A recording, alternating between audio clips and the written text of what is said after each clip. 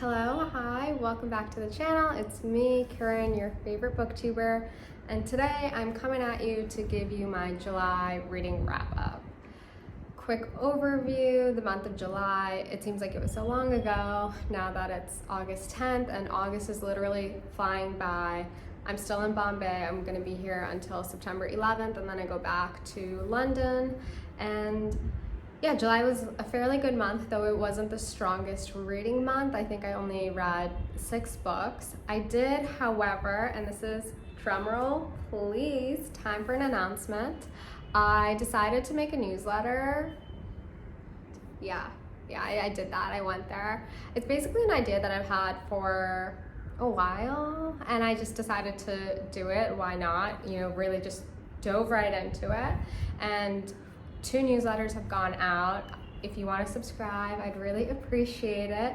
The plan is to do a weekly little newsletter, not super long, but just kind of talking about some of the things that I'm reading, maybe something art related. One of the things that I want to do is that with each passing year, I want to be writing more, and so this is a way for me to be accountable, and I'm really enjoying it so far, and I hope that you will too. If you have any thoughts, or you're like, hey, so-and-so's newsletter is so great, you should check it out, let me know in the comments, DMs, email, whatever you want.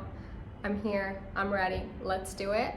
And without further ado, let's just get into what I read. Okay, the first thing that I read was Quartet by Rhys. This was a buddy read so I read this book. Quartet is Rhys's debut novel and is very much so a debut novel. It's not perfect. Quartet tells the story of this young girl. It's very much so inspired by a lot of things in Rhys's writing overall. A lot of it does pull from things in her personal life. We have our main character, I think her name is Magda, I believe, and she basically is married to this guy. She was a choir girl in England, found this Polish guy, married him, they moved to Paris, and she's really loving life. She loves the city, and she just feels like with her man, she doesn't have any worries. She feels like good and happy. She doesn't know what he does. She has no idea what he does. She's realized that if she asks too many questions, he gets a little, panicked. So she stopped asking questions.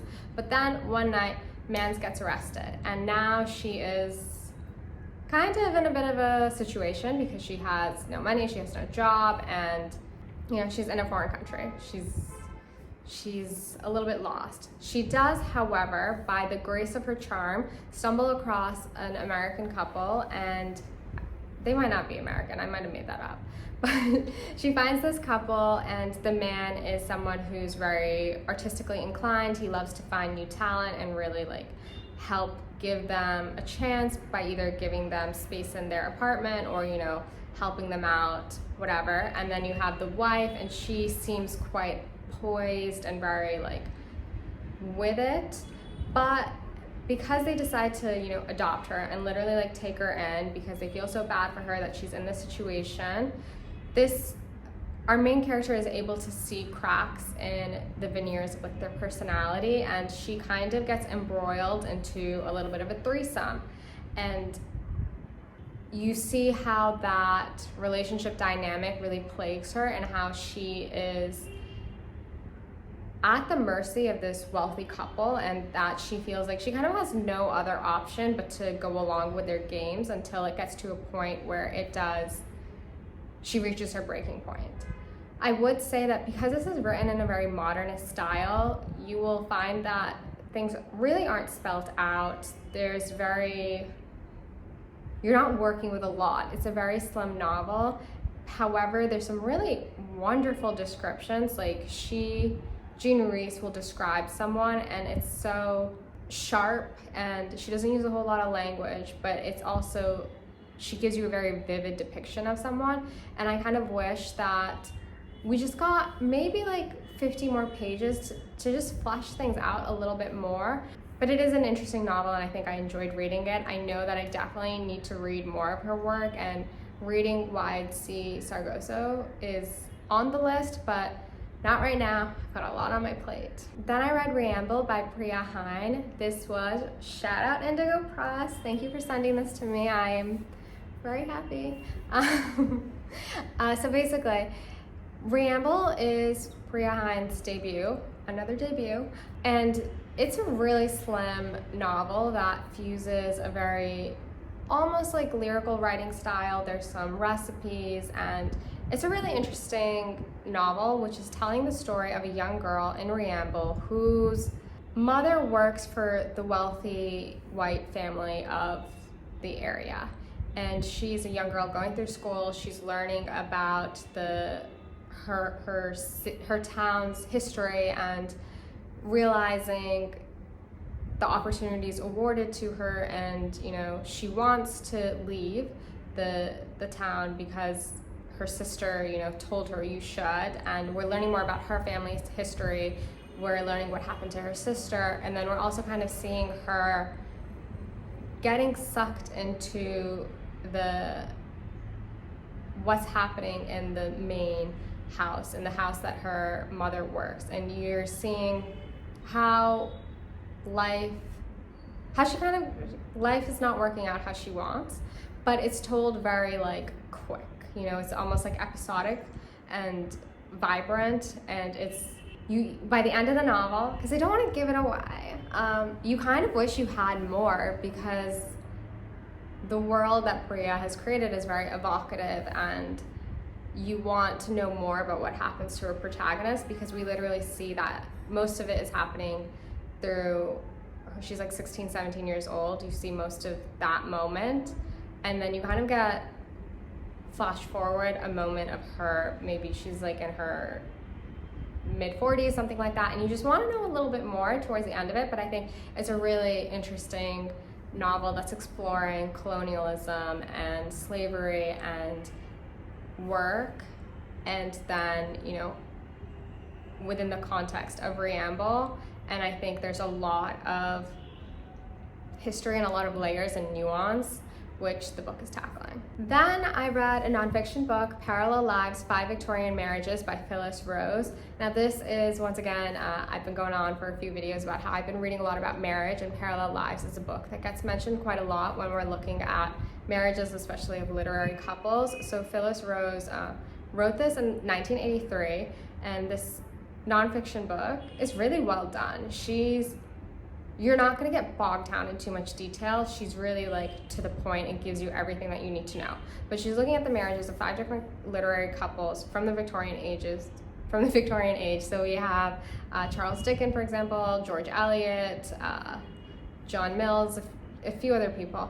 And her premise for this nonfiction book is that the marriage unit is the smallest political unit you can find within society. And she's looking at the couples and really envisioning what sacrifices each individual had to make in the marriage in order for the unit to work, but then also looking to see how they worked around the marriage conventions of their time. So at the time, divorce was kind of difficult, very, very hard. It had only recently been ratified by the Matrimonial Causes Act of 1857, and you kind of had to present your case before Parliament. I don't know, it was really hard to do, and essentially something that you would only do if you were A, incredibly wealthy, and B, had the means, and were willing to undergo this process where you would then also kind of be shunned by society at the same time. So you're looking at marriage, and I think it gives you a lot of food for thought, and I think you could see that 48 years later, how we view marriage in this day and age, in many regards, has not actually changed that much from marriage in the Victorian era. And I think that's a really interesting thing to parse through, because you might come to this book and be like, why do I need to read this? What is the relevancy? But I think it's very interesting to look at it and then also compare it to our current views on marriage. Then the last 2 books that I read, these were fantasy books that I read mostly in Lily. They were from the Fortuna Sworn series. So we have, I think I read the 2nd and the 3rd book, Restless, Slumber, and Deadly Dreams. Now, wowza.